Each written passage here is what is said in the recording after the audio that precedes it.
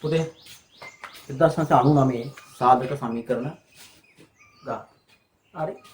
එතකොට මේකේ සාධක දෙන්න කියලා කියන්නේ. පද දෙකෙන් දෙකට ගන්න තමයි තියෙන කියන විදිහට. හැබැයි x විදිහට බලන්න x පදයක් නැහැ.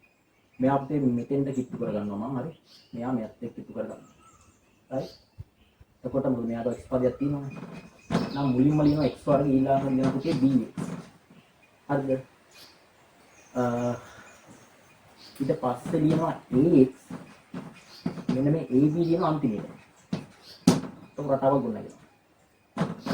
එතනින් ගන්නවා x එක. x වර්ගයෙන් x එක ගත්තාම x දුර bx x ගත්තාම b. එතනින් ගන්නවා a එක. x එක ගත්තාම x දුර. ab එක ගත්තාම b. එක සාධකයක් වෙනවා x ධන b. අනිත් එකේ නම x ධන b. එහෙනම් ඔක තමයි සමීකරණය. මේ සාධක විදිහට. හරි. ඔක තමයි සාධක විදිහට. right. ඊට පස්සේ පහත් සමගාමී සමීකරණ ස්ථානික කියලා ගණක් තියෙනවා. මෙහෙමයි ගන්න තියෙන්නේ. a සමානයිලු ඍණ 3යි b ට. මේක එකයි කියලා ගන්න.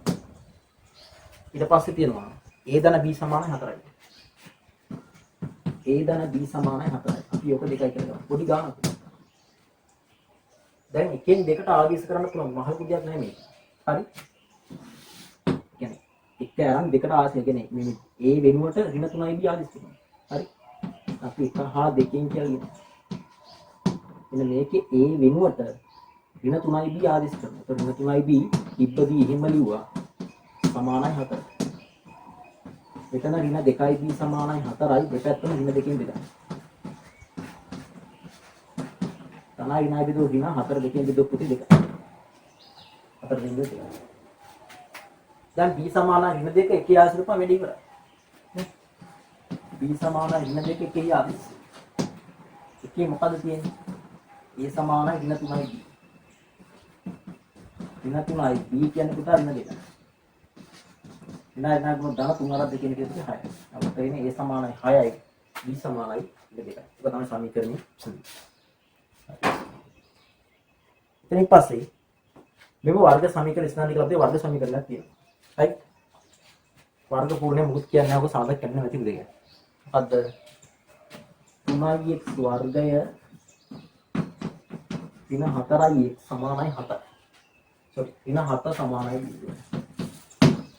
මේ දෙන්න ගුණ කරන අර වෙන විදිහට ඍණ 21යි.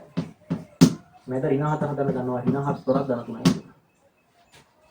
එතකොට මේක ඉන්නේ 3x වර්ගය ඍණ 7යි x ධන 3යි x ඍණ 7 සමානයි 2. මෙතනින් අදින අපිට x පදයක්. එතකොට 3යි x ඍණ 7 මෙතනින් ගන්න එකක්.